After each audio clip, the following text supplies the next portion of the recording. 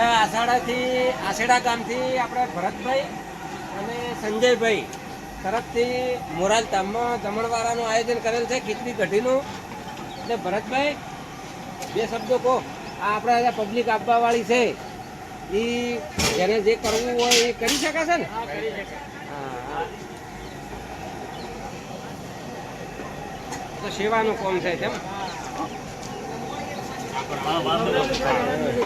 સંજયભાઈ કહે થોડું.